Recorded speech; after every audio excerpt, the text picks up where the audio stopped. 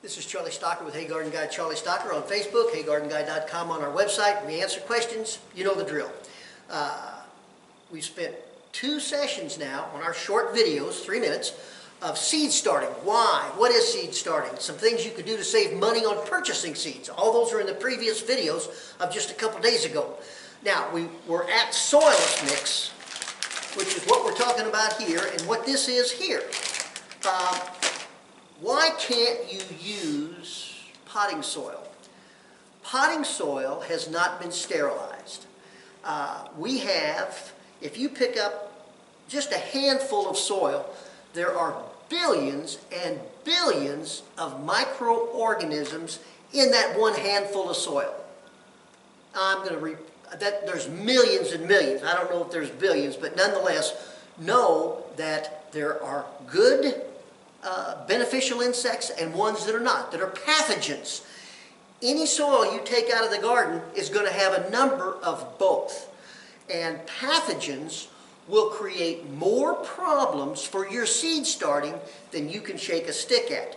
So cow manure that you have that you could purchase in the bag at the box store at the garden center has pathogens in it.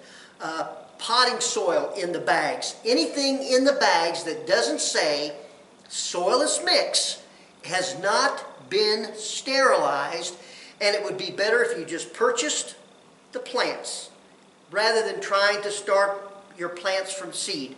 So know that there is a progression, and the first non-negotiable is getting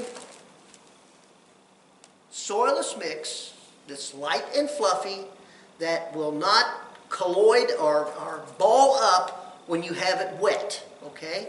That's number 1. Number 2 in non-negotiables for your seed starting is once you have wet the Soilless mix and you have a nice consistency of it, and it's still somewhat light and fluffy, but yet it has the consistency of kind of a wet sponge. You can kind of squeeze a little bit of the water out. When you do the planting of your seeds, you want a consistency in your moisture. And you can kind of look at the top of that Soilless mix where you've planted your seed and see whether it has moisture. And for the most part, you're probably going to need to be watering just about every day for the 7 to 10 days that you're waiting for it to germinate. You want it to stay moist. So a consistency in the moisture is very important. Number 3, in terms of non-negotiables, is you want to plant your seed at the proper depth. Now, how do you know how deep to plant it? Look on your seed packet, and on the back, it will tell you, in fact, how deep to plant the seed.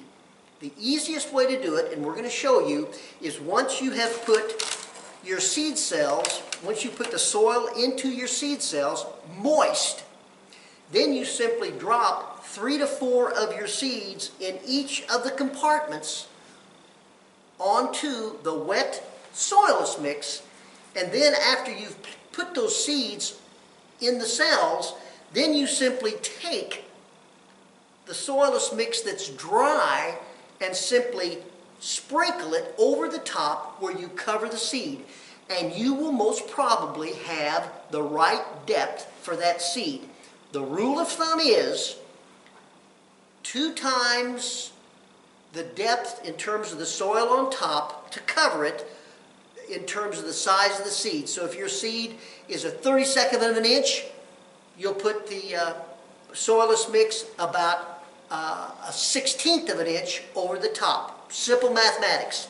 The final thing, and we're going to get to it next, is heat mats. What are heat mats and what good do they do? I'll see you in a couple days. This is Charlie Stocker with Hey Garden Guy Charlie Stocker, talking about seed starting. Have a great day.